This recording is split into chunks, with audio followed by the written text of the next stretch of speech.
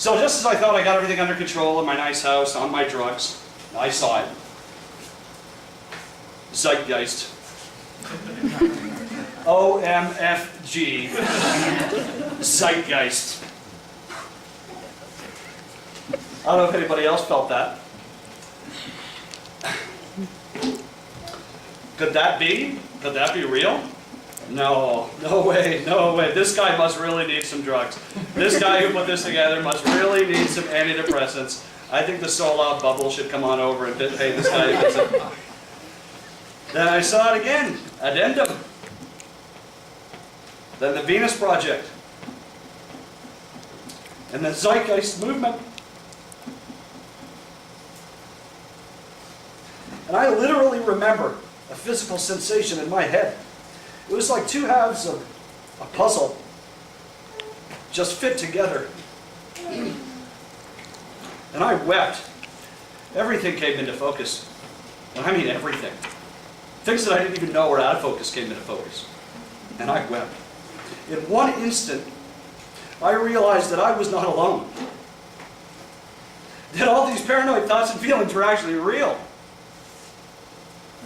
That I did not need pills. And that I am sane. I'm a perfectly sane person living in a completely insane system. Woo. Yeah.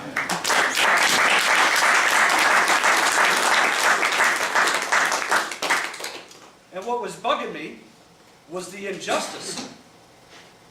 And it was not fair. I had more juice in my cup now. I had a bigger piece of cake. And that just isn't right. Now I ask you, what are our answers going to be for the next generation of people that ask these questions? What are we going to say to them? I'm thankful I've got 3 kids. My 6-year-old son rocked me last week. He actually said to me, we're sitting on the couch, and just out of nowhere, the guy says to me, "Dad," "Yeah, son," says, "I think money's bad." Okay. Now, I've never shared any of my thoughts and feelings about the monetary system with my son. I've never shown him the Zeitgeist movie or anything like that, although I would totally condone like a Barney version of that. That'd be super good.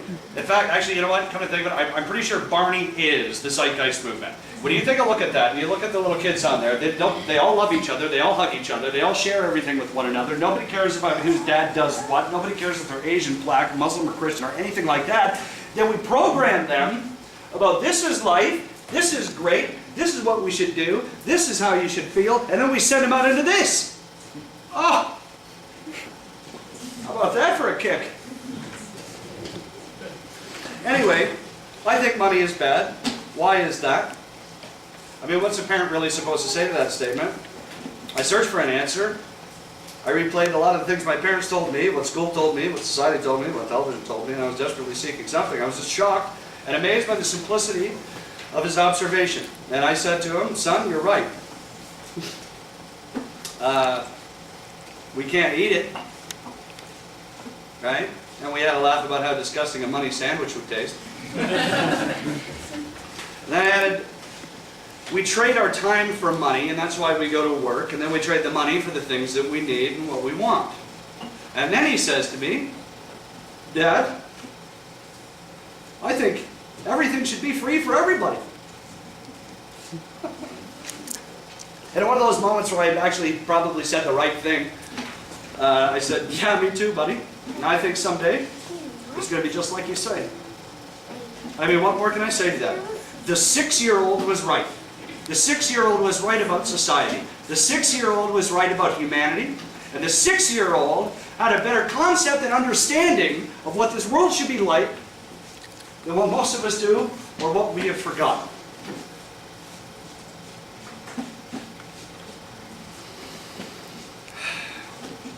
What's more interesting is, despite the fact that we live in this system, this insane system, we still try to cultivate these ideals and these dreams in our children.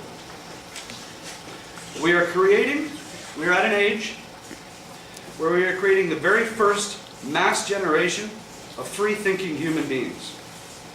The internet has provided us with a free exchange of information,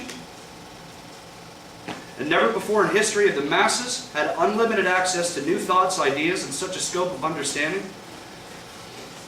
It is said that within the last 10 years, more information has been passed than within the last 10,000 years combined, and that is growing exponentially. It has been said that knowledge is power. And in my personal life, I have now gained the power to eliminate my anxiety without the need for pills. Although right now it looks like I should have one. Eat healthier, make more informed choices, take better care of myself, the desire to take better care of myself. I have the power to shape my children's future. And that's a future filled with opportunity and peace and love. The Zeitgeist Movement has enhanced my life in a few ways. In many ways. Very, very deep ways. First in friendship. And in peace. In peace in knowing that I'm not alone in these thoughts. Most of all, the Zeitgeist Movement has given me something that has eluded me for most of my life. And that emotion has set me free. And that emotion's hope. Hope for the future of humanity. Hope for my children's future. Hope for your children's future. Hope for Mother Earth and her environment. And hope for justice. And the ideas of this movement are nothing new. We've written about them through the ages within philosophy and religion. We've written stories of tragedy and triumph. And humanity is writing a book right now. And like any authors, we get the opportunity to choose how this story is going to play out. I, for one, now see ourselves entering a fantastic chapter in human history. An age of enlightenment. A new renaissance. And like I said, information, thoughts, and ideas are flowing more rapidly and freely than any other time in human history. And this movement is growing exponentially, and it is now unstoppable. Can't take it away now.